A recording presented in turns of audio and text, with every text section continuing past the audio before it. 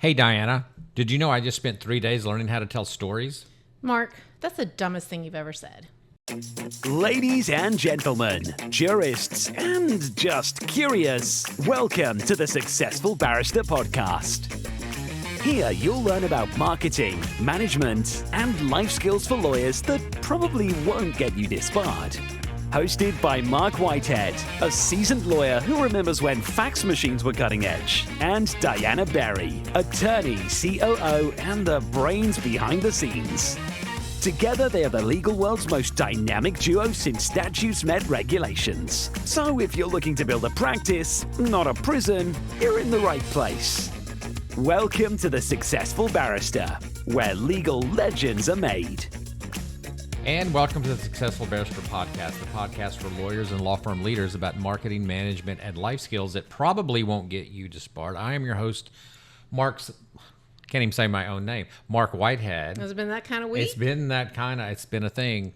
Alongside my co-host, my number one, Diana Berry. Hey, Diana, how you doing? I'm good, Mark. Are you anxious about tomorrow's EOS Workday? Is that what's going on? That's what it is. Tomorrow we're going to have EOS Workday, which is our quarterly offsite, and it has been known to turn into quite a kerfuffle from time to time, especially when I throw a skunk in the room. So yeah, he did that at the beginning of the year, and we're still trying to recover. Trying to recover from that skunk. But just as a funny thing, because I know nobody else on our leadership team listens to this, my family knows, including my 12-year-old daughter, knows this meeting to be, is this the meeting where everyone is mean to you all day? I'm yes, like, yes, that 100%. one. That one. And my sweet girl wants to come and advocate for me. And I'm like, I do need Bring it. her. Bring her. No, she's got chores tomorrow. But but I think that, it is our quarterly offsite, so that's exciting. But this conference that we're talking about today is one of the only ones. I think it is actually the only one that you go to by yourself. I don't even get invited, even though it's in Houston. Right. So today we're going to talk about Marc Lanier's Trial Academy, what he refers to as Lanier 10.0, since it's the 10th one he just did. And he did announce that he's doing 11.0. There was a question about whether or not this was going to be the last one. I think it was just a tease, quite frankly, to make sure everybody showed up. But I think it's because he decided to hand off everything to his children. Or he's grooming his children He as does his successors. He has finalized his succession plan, and it was, well, okay, I am just totally burying the lead. I'm killing your lead. No, you're not. So anyway, Lanier, we've talked about Lanier's Trial Academy before, and it is unique amongst all the conferences out there in that there is only one speaker.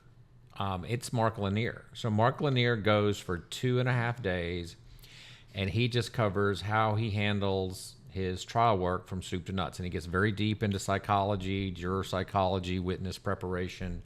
He just gets very deep into the weeds and the detail about how he actually mechanically tries a case, which is great. And considering that we don't get a whole lot of jury trials with what we do, a lot of people ask me, like, why do you go? It doesn't really necessarily apply to a disability type practice. But what I have found is that you learn so much from what he does that you can apply in other areas of the law that it's beneficial. Plus, it's great networking. There's a ton of people there, ton of vendors there. I met several key vendors there that I learned some very cool things from that, I plan on implementing. So it's about getting on the damn plane, except I didn't have to get on the damn plane. This is one of the few things. You got to sleep in your own bed. I got to sleep in my own bed. That's actually a downside, because then I didn't get to stay out late at night with everybody because I had to be home. Tina listens. Mrs. Whitehead listens to this. I asked Tina to come out with me. I said, okay. Come with me to these late night things, and she didn't want to do it. And I understand why. We had some personal issues going on. So it was a good thing you were home. It was a good thing. So I don't think we were going to talk about the substance necessarily of the. Well, I didn't see that in the outline because he was talking primarily about the social media trial. As I understand it. So the focus of this particular one was, Lanier just got a $6 million verdict against Mark Zuckerberg and Meta, and this is the famous one where he cross-examined Mark Zuckerberg on the stand in Los Angeles. The trial was in Los Angeles. I think he had a couple of other big-time witnesses that he cross-examined on the stand, but Zuckerberg was the one that made all the headlines. And they got a verdict. They got a $6 million verdict in the social media addiction case, which in and of itself is probably not one of the bigger verdicts that Lanier ever got. But considering the fact that there's hundreds of thousands, maybe, all right, let's go tens of thousands, maybe 100,000 of these social media addiction claims out there, that is significant because it kind of sets the benchmark. That's why they call them bellwether trials. So a lot of what he did here, he covered that. And this would be the first time in all the years that I've gone to it that he actually had other people on the stage with him. Mm-hmm. Not that he wasn't on the stage leading the chorus himself, but he had his people on the stage and he was talking to each one of them about what their particular role in the trial preparation was. So it was very interesting. So what I've actually come up with, though, because I know a lot of our people, a lot of our listeners are not necessarily in the courtroom every day. Some of them are, but so I'm trying to I came up with 10 things that I thought were significant that I learned in the 2.5 days, and Lanier was talking about them in terms of how to try a case, but I started thinking about these 10 things in terms of how you could actually use these in the everyday practice, in the everyday practice of law, not necessarily only in a trial context. And I was sitting there thinking about it. I'm like, this is one of the great things about going to things like Lanier, even though it may not be directly on point with what you do, what I do, but you can still pick up nuggets. If you just listen hard enough, you can pick up nuggets in almost everything you listen to. So that's what we're going to do today after we come back from break, is we're going to kind of go through the 10 things that I wrote down, and how Lanier used them in terms of a trial, and how I thought that we, as not necessarily trial lawyers, could also use them in our daily practice, in our daily life. So with that, we'll be right back. This podcast is sponsored by Marc Whitehead Associates, a national disability benefits law firm. Marc Whitehead runs a firm of over 60 dedicated people whose mission is to make a difference in the lives of our injured and disabled clients. Marc represents disabled claimants in Social Security disability, private disability insurance, and veterans disability claims in all 50 states. Marc Whitehead is double board certified in both Social Security disability law and personal injury trial law. Marc has litigated disability cases in over 40 states and counting, and can help your clients too. Stop throwing your phone calls away. Call Marc Whitehead at 701-VIP-LEAD. That's 701-VIP-LEAD. Or visit our website at disabilitydenials.com. Referral fees are paid in all jurisdictions where it is permitted. Refer us your disability cases today and know that your clients will be in good hands. And we're back. All right, Diana. So I know I sprung this outline on you like last minute, as I tend to do. Mm-hmm. And you did not have the benefit of going to Lanier's Trial Academy. But just in general, before we kind of dive into it, give me your thoughts. What were you thinking when you saw this? I think that actually some of it is self-evident, but it also relates to some of the concepts that we've already talked about. And so I'm looking forward to building on some of previously discussed episodes, but also relaying some of these, again, these concepts to, for example, estate planning and not just the trial lawyer listeners. Yeah, so I think there's like a lot of lessons to be learned in on a lot of different levels, And it's funny, so I plugged my notes from Lanier into first ChatGPT, and then I had to plug them into Claude. And it was funny how they just went totally different directions with it. Claude tried to get very deep and very esoteric and, life altering. And I think Claude was trying to, write the next Iliad or Odyssey or something like that. Yeah. Which the movie's coming out, so I'm very excited. Are you going to go watch it? Oh, I'm totally going to go watch the Odyssey. So I was forced to read that damn thing in high school. So I'm like, I need to get something out of it now. I want to see the movie. Good for you. Let me know how it is. I want to see the death and destruction.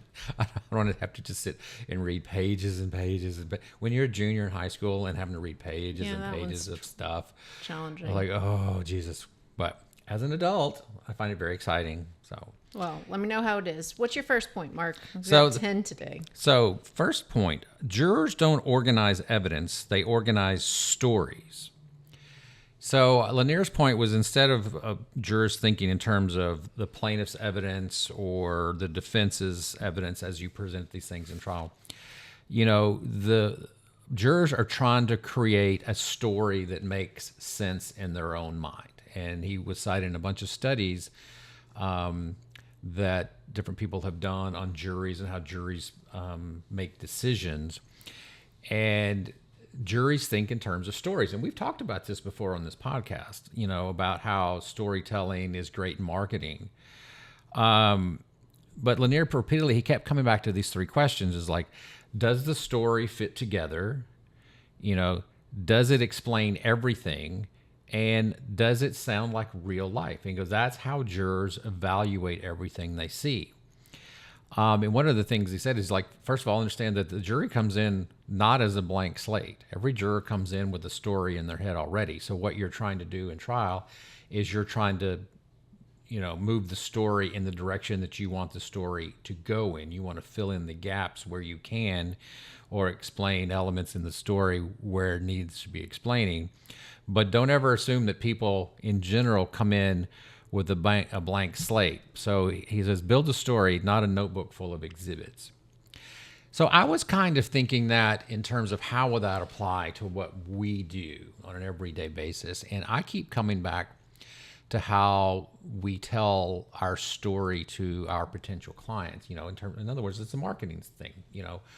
Marketing is a lot about just telling stories, but telling stories in a way that it relates to people, in a way that it fills in the gaps, it builds trust with a potential client. So we have clients. Let's say we have a potential client out there.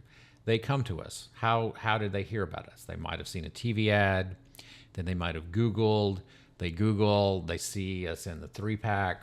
They hit our website. They start looking through our website. Does the website tell us a story?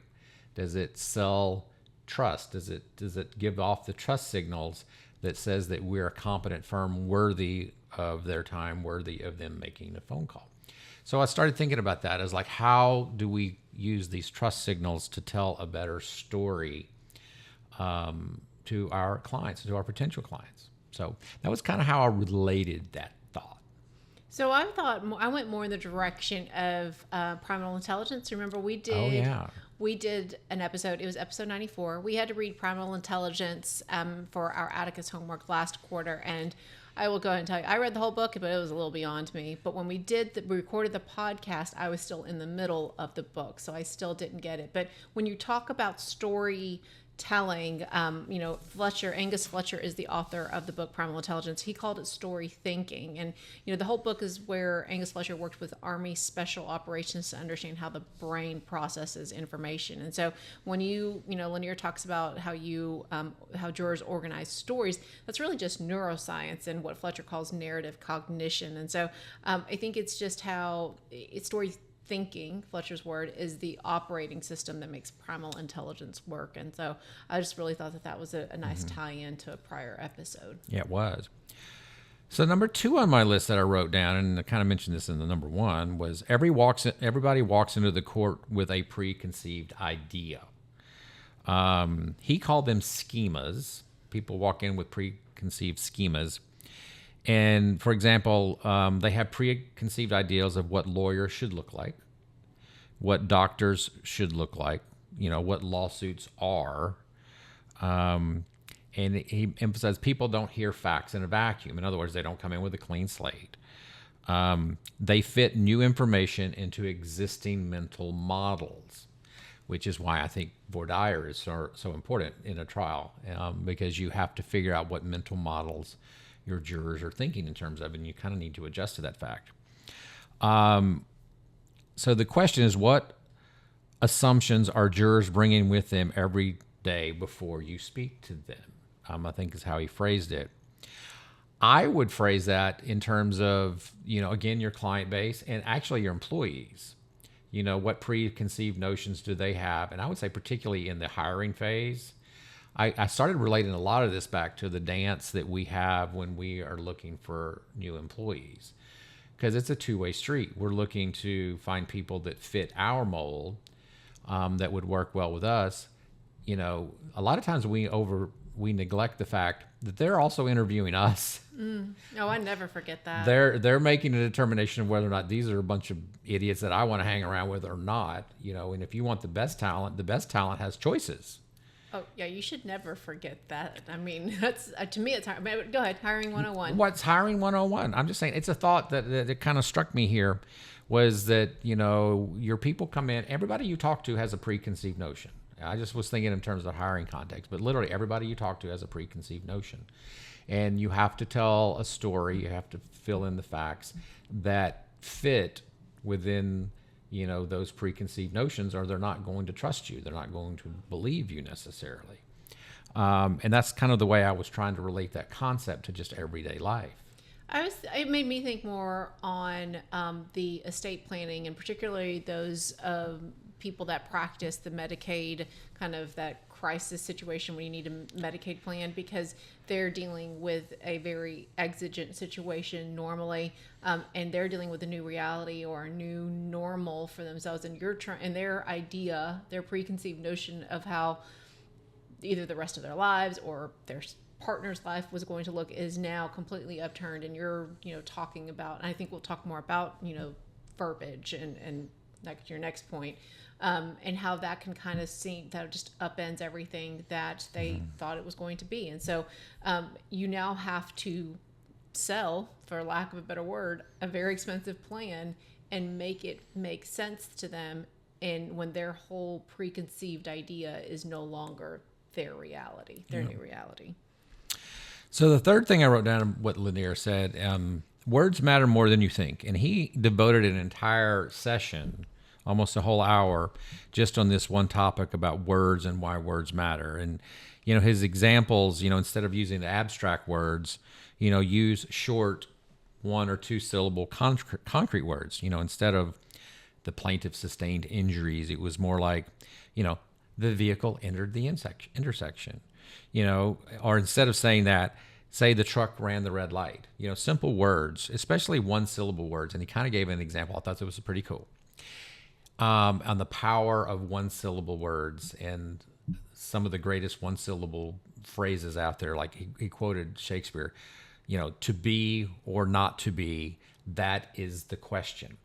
Every one of those words, except for the final word, was a 1 syllable word. Question, 2 syllables. One of the most powerful, one of the most memorable statements that you will ever hear. If it don't fit, you must acquit. We all know that statement. It is a series of 1 and 2 syllable words. It's very short, it's very clean, it's very powerful. And how you structure your words in a way that are simple yet memorable can be very, very powerful. Marketing 101. Everything you do in marketing, you have 2 or 3 seconds to catch somebody's attention.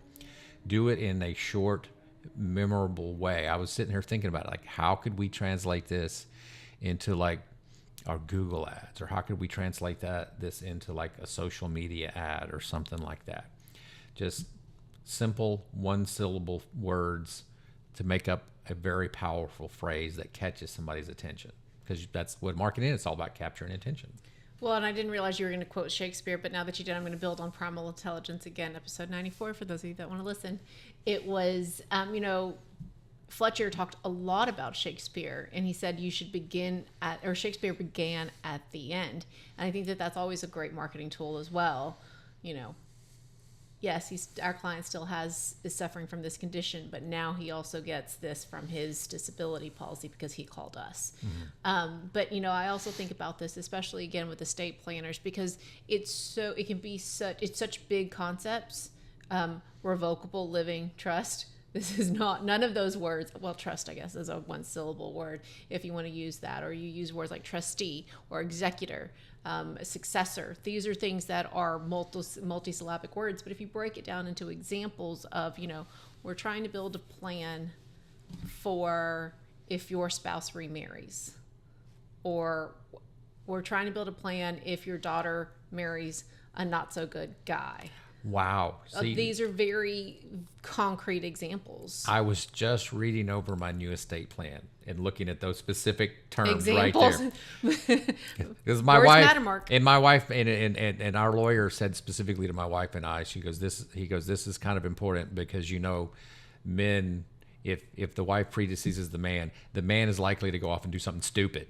And she goes, Yeah. you need to protect your children from what Mark's going to do stupid, you know, when he's late in life. And she looked at me and I started shaking my head. Yeah, you need to do that because I'm liable to do something stupid. Yep. And I'm not, this is obviously, we're not making anything gender specific. Oh, So it was nobody he was very gender specific. He was like, it's nobody always needs the to men that cancel screw this but up. yeah, I completely Yeah. agree. So words matter more than people think. Use monosyllabic words. Exactly. Fourth on the list, pictures beat paragraphs. I've always said, God, I hate a sea of words. If I look at a sea of words, it just turns me off. I don't want to look at it. You know, so he talked a lot in terms of trial. He talked a lot about demonstrative evidence and how to build your demonstratives, you know. And he kept talking about keep it simple visuals, simple timelines, simple sketches. He loves roadmaps. He builds the roadmap. He had a whole section, a whole hour-long section on how to build a visual roadmap that's easy for a jury to follow. People remember what they can picture. Again, people think in terms of stories and picture. So sometimes drawing is more persuasive than testimony. We use this, I related to this because it is very hard to explain to a client what we have to prove to win a disability case and the process by which we have to go through to handle a disability case. And I can't say that I didn't develop it. Thomas Bush, who wrote the Bush book that we all love, came up with two brilliantly simple graphics, little flow charts that just showed exactly how the 5-step sequential evaluation process works, which I know is a big mouthful to say. And it showed exactly how the Social Security disability procedure works in a very, very simple picture that I can sit and show clients. I have a little handout that we developed. And on one side of the handout is the 5 steps. On the other side of the handout is the procedure. And I just hand it to every single client, and I just start drawing on it. Like, we're here, and we're going to go here, and this is what we're going to do. And all of a sudden, clients get it. It is the most brilliant thing I've ever seen. All credit to Thomas Bush. I have stolen that idea for the last 34 years to use that idea. And I try to do it with other things. Anytime I think I can come up with a simple 1, 2, 3, or 4-step flow chart or roadmap to draw something out to explain it to somebody, it makes it so much easier to relate simple hard concepts into simple concepts. So I think that's also why infographics are so powerful. You can summarize complex information into one pretty picture. But I also thought about Attux's teaching on choice context. Do you remember doing that, Mark? So their idea on choice context is that you can simplify difficult choices by displaying the choices graphically. Yeah. So the issue is, of course, for estate planners, again, whenever you're at intake, well, we have this basic plan over here, and then you move them to the middle and like, okay, we have this more advanced plan over here, and it's really the Lexus plan of all over here in this bright shiny colors. So you use font size, font color to direct the PC to the choice you want them to take. The good, better, best concept. Yeah, but you're directing the PC, triple cheeseburger concept. Exactly, to the where you want them to be. And I think this also applies to flat fee listeners out there. If you want them to, or even hourly billers, if you want them to go to that flat fee instead of the hourly bill, you can use that choice context to kind of guide them where you want them to be. And of course, our good friend Craig has a great little graphic on, right before you go into a trial, like for your clients to help guide them on, hey, if we go to trial, this could mean you get nothing. It was a baseball thing. But use graphics whenever you're at difficult choices for your clients to understand what they're very just graph difficult. out the possible options. Yeah. So I do this when I talk to clients about, when we're going to litigate a case. I said, there's 3 possible outcomes in this case. We lose, we get 0. We win, we get everything. Or 3, we compromise and settle somewhere in the middle. Those are the only 3 possible outcomes of how this case is going to end, okay? So, and then we'll talk about the relative merits of each. Number 5 on our list, I think, is extremely related to number 4, which is every witness needs a roadmap. This is probably one of the best concepts that he talks about. And, you tell somebody where you're going before you go there. Now, he said in the roadmap, try not to have more than 3 stops on the road. So you have a beginning, and you have an end, and then you have 3 stops in the middle. So basically 5 points within your roadmap altogether, which actually works out perfectly for the 5-step sequential evaluation I just mentioned. But then you follow it and you tell somebody how you're going to move along the road. And this is a perfect way to talk to your client when you want to explain to them how their case is going to go. Here's the steps that we're going to move at. We're here at initial application. We're going to move on to recon, and we're going to move on to hearing, and then we're going to move on to AC, and then we're going to move on to federal. And you give them a roadmap and how you get to each one of those steps. You can do that a million different ways. That was just, one of our examples. But, and the power of 3 is the middle part. You have a beginning and end, but the middle 3 is what's important. You just mentioned good, better, best. I wrote down Huey, Dewey, and Louie. 3 is easy to remember. It's easy for somebody to remember when you roadmap, and just keep it simple. No more than 3 stops in your roadmap. So this made me think of the way I actually lead a lot of discussions, and you're going to get really excited when they see this. But this is why I funnel. You're going to smirk at me here. This is why I do a funnel. So for all of you listening and not watching, I am notorious for doing a funnel with my hands in any meeting I really lead. And your head fits right in the middle of the It funnel. does. It does. You start at the top of your head and you go to the bottom of your head, and apparently your head fits in this funnel. Because I really want to draw where we're going, but also where we agree, right? This is what we're trying to achieve. That's the top of the funnel. This is what we've done so far. So I'm getting down more narrow at that point. And this is where we are now. That's the reason for this meeting, and this really narrow part right here. If we've already covered all this, or maybe this is the disagreement right here, guys. But we all agree. Don't forget, we agree up here. And so I think that don't forget to use these principles, not just in your practice, but with your teams. Yep. All right. Number 6. Now we're trying to kind of changing gears slightly here. Don't hide the bad facts. Every case, every situation has bad facts, and it's sort of instinctive to avoid them. And Lanier's advice was the exact opposite. Address the facts, explain them, fit them into your story before the other side can weaponize them against you. And that makes your whole story much more credible. In other words, I was taught this in trial ad back when I was in law school. Inoculate your bad facts. You never, say if you're the plaintiff, you never give the defense a chance to bring out bad facts against you. You bring them out first. I always used to say that there's, when I used to trial car wreck cases, I would object to the very first question of the defense attorney as asked and answered, because I already asked and answered the question. There was nothing left for the defense attorney to ask because I'd already asked it. Now, I didn't begin my career that way, but I learned quickly over time. Anything bad in the medical record particularly, I always brought it out. I was trying to figure out a way how we can relate this more generally to the practice of law. I don't know. So Go ahead. Well, Cleo is doing a CLE, like a virtual CLE thing right now. And so I got to attend some of it yesterday.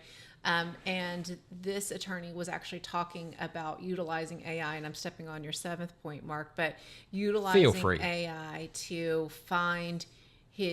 test his 3 best facts of his case, and then his 3 worst facts of the case, and then utilizing AI later to then counter those 3 points, the 3 bad facts. And I think that's a great way to prepare for trial.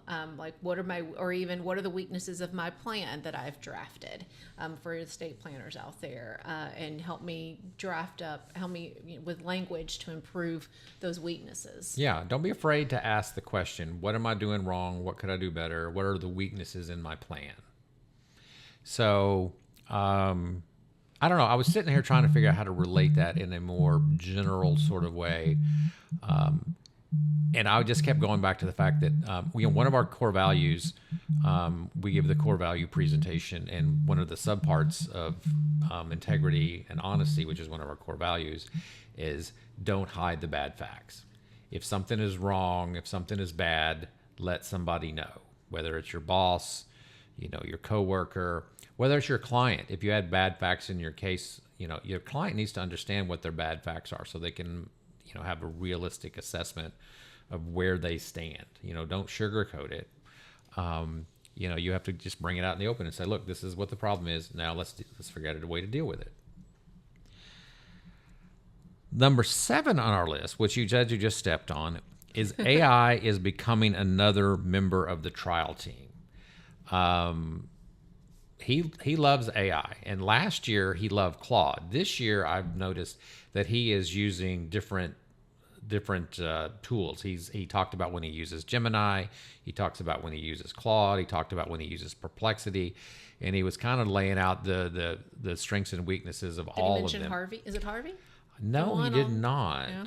Oh, that's interesting. He did not mention Grok, that I can remember anyway.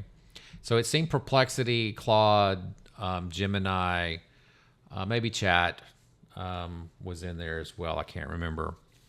So, and he talked about the way he uses AI is like he uses it for organizing documents, building chronologies, brainstorming themes, practicing examinations. I'm still not exactly sure how he does it, but, I guess, that would be good. The opening statement we did last week that we did as a demonstrative, we should stick that in Claude and say, where are the holes in this? How could this opening statement be attacked? That's what the attorney leading the Clio CLE actually did. Well, so he did a version of that. He said, assume you're my jury and 10 of the 12 of my jury members are against me.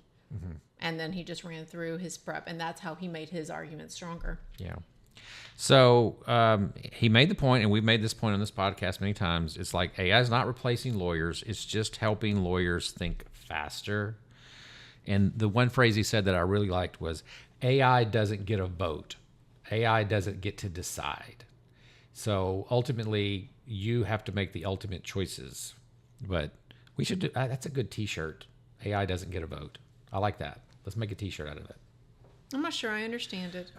Okay. Well, that's what makes a good t-shirt, when it's interesting yet like a little bit mysterious. I don't need anybody looking at my t-shirts that closely. What's number 8, Mark? You and I just don't think the same way. Well, clearly, I just don't understand. We tried to design a t-shirt, and I thought I had an amazing t-shirt design, guys. I guess we're doing more therapy here. And Mark completely killed it. And I mean, I guess whatever. Okay. Moving on. Well, and did you see the final design? I think I did. Okay, and is it not better? No. Damn. Okay, she's wrong. I'm right. Fair Okay. enough. Number 8. Jury selection is really about values, not demographics, not occupations. It's about values. So what Lanier really focused on, he said, your voir dire really needs to focus on questions about fairness, questions about responsibility, questions about accountability. You're trying to understand how somebody sees the world. And he kind of gave a good example of how a liberal sees the world versus how a conservative sees the world. And, plaintiffs have a bias that you want liberals on your juries, not conservatives. And he was like, that's just totally wrong. There's a very logical way that you can explain accountability and responsibility to a conservative juror that would lead to a favorable outcome from a plaintiff's perspective. And we could do a whole podcast just on that topic alone. I thought this was the most fascinating thing I think he said when he was because he has to deal with that. He has to try cases, and you're not going to get an all liberal jury. You're not going to be able to get an all conservative jury. That's an interesting idea. I never would have thought about that. Yeah, he goes, it's just how you frame your case. You just have to frame the case. And he says for conservatives, you have to frame your case in terms of justice. Whereas for liberals, you kind of frame your case in terms of equity. And it's a little bit of an oversimplification of the way he said it. But just the way he laid it out was like, wow, this guy's smart. That's very cool. See, this is the one that made me really think about hiring and firing, because Yes, exactly. This is how I thought about it too. yeah, because we, hire and fire on our core values, because especially when you're hiring, that you're going to look at the inevitable problems that arise in any relationship, including the employer-employee relationship, with a similar background or a similar approach of, we believe that we are here. This is now our purpose, to improve the lives of our client. I'm dealing with this now. Like, our call escalation procedure, now I'm just having therapy, is really causing some waves in our firm. And I've decided I'm going to hit it head on at our all staff and our next all staff. And I'm going to be like, guys, why are we here? Why do we even have a job? And this is why we have a call. Anyway, but when you have that same framework, it makes difficult discussions a lot more easy. Yeah. So number 9 on our list, redirect is underrated. So I think his theme was that a lot of lawyers don't think that redirect is all that important. They don't have to prepare for it. Most lawyers just use it, think of the redirect as just something we have to do, something we have to survive. So Lanier argues that you should use it strategically. It's your opportunity to restore context after cross-examination. Sometimes one simple question can repair 20 minutes of damage. What I thought of when I heard this was like, you need to learn to ask better questions, particularly follow-up questions. And I, again, related this back to the interview process. So you'll ask a simple question, what are your core values? Do you have any core values? And they'll come back and give you some bland answer. Yes, my core value is honesty. Okay, I've heard that a ton of times. Okay, well then that's your opening for redirect. That's your opening to ask the follow-up questions. All right, what does that mean to you? Explain how that has been. Give me an example of how that's come about in a work environment in real life. And you just follow-up question, follow-up question, follow-up question, follow-up question, because they made the statement, and now you have to dig into that statement and figure out how they're interpreting that statement. And you can learn a lot by great follow-up questions. One of my favorite redirects, I guess if you're going to call it that, is which of these core values are you going to improve while you work, if you were an employee of Marc Whitehead Associates or something like that. That was one of the ones that I like that. That was one of our list. We give them the list of our core values. Okay, so the last one I had here is preparation creates freedom. And that is so true, because I can tell you that I've winged a million things and it can stress you out. Whereas when you're prepared for something, when you really have it down, all of a sudden life becomes much easier. I should probably try that out for this podcast. What do you think? We're not talking about that right now. So this was the theme that kept coming back over and over throughout the 2.5 days, was that the best trial lawyers look spontaneous, but they're not. They're actually just incredibly prepared. And spontaneity comes from preparation, not talent. And I think what he was trying to get across in a lot of this was, a lot of people kind of go to this and like, wow, Marc Lanier's great. He's the multi-billion-dollar verdicts. I could never do that. And I think his sort of underlying theme is, oh yeah, you could. Mm-hmm. There's not one of you here that couldn't do exactly what I'm doing right now. You just need to work hard at it, and you need to prepare. And you can do this too. I was listening to a podcast today, and there was an argument about whether good salespeople are made or whether good salespeople are born. Yes. And I thoroughly believe that good salespeople can be made, as long as they're willing to try, as long as they're willing to be coachable, as long as they're willing to learn the process and the material and take the initiative. That's not something that's innate. That can be learned. And we have 12 intake people downstairs right now, and I can see every one of them from where they started to where they are now has improved. And if it's not improving, maybe they're not in the right job, but it is certainly a trait that can be learned. And I kind of think about that about all areas of the law practice. I remember I sucked as a law clerk when I was in law school, and I clerked for some people. It was embarrassing, the bad work product that I put out. I'm still amazed they didn't fire me. And I'm like, but I got better. I took the initiative. I realized what I was doing was subpar, and I went to my attorney that I was working for. I'm like, this is not good. I don't know what I'm doing. Please help me. And they were nice enough to do it, and they didn't fire me. So I think this is true not just for any field of law, but just anything in life, whether that's, your personal life as a spouse or a friend.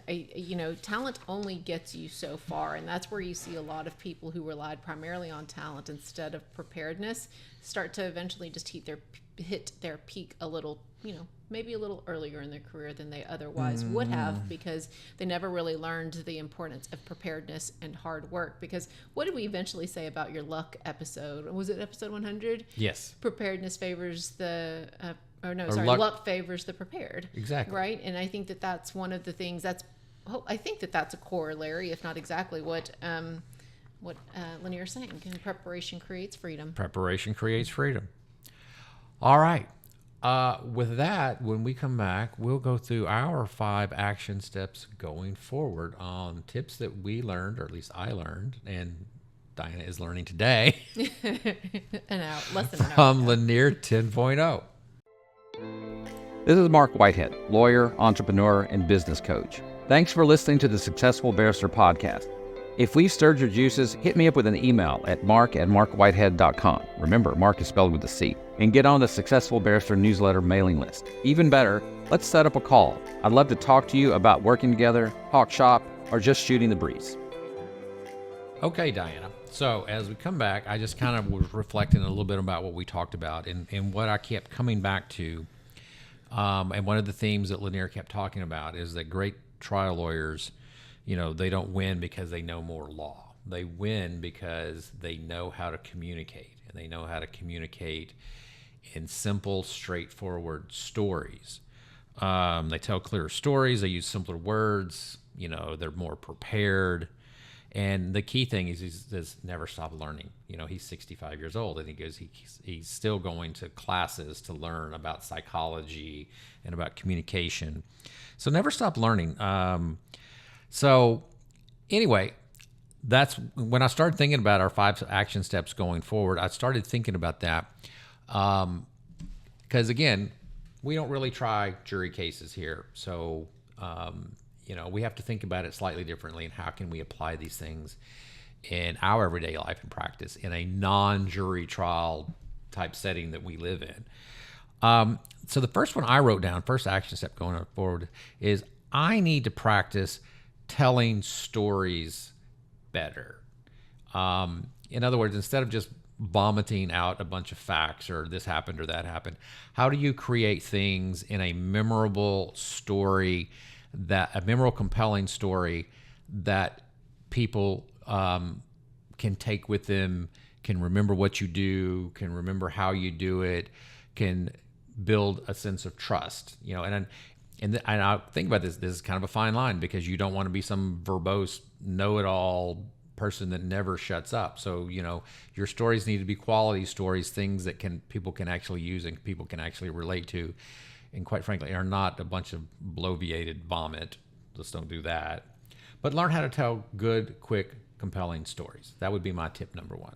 And I think quick is the operative word there. Don't Absolutely. forget this is not a license for high eyes to just own the floor, I think. I know this is a little bit scary for you low eye people. You high C, low eyes are terrified of people telling you endless stories to you. So. Yeah. So know your audience. Let's begin with this. For my high C's out there, I'm going to tell very short, succinct stories.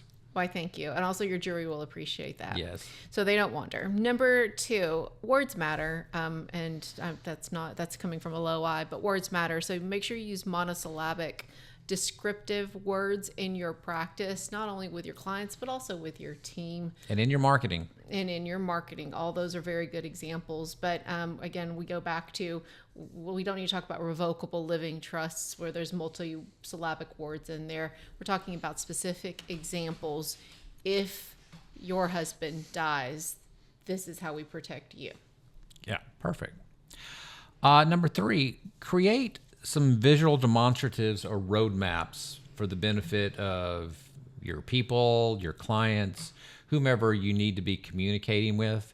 Some simple, this is the start, these are our 3 stops down the road, here's where we end, roadmap type things. You can call them roadmaps, you can call them flow charts, you can call them just visual explanations of things. But think about everything that you have to explain to people on a repeated basis. And for me, that's clients.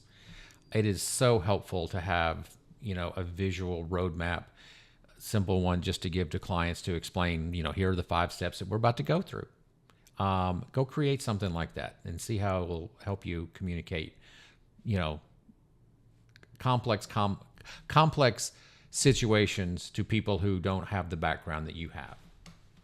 My 4th point would be to use AI to build a better case or a better plan if you're an estate planner. This is where we talked about not hiding bad facts and also utilizing AI to become another member of your trial team. So some of the examples we talked about was utilizing AI to find your 3 best facts, your 3 worst facts, and then how you combat your 3 worst facts. How you can use AI to tell it to act like it's, a member of the jury, but not a favorable jury, one that's, automatically against you. And so that or majority of them are against you. So you can build a stronger case. Yeah. I would say finally, find some event that will teach you how to be a better communicator.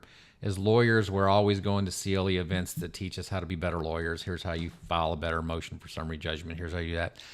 Figure out some place to go at least once a year that teaches you how to be a better communicator.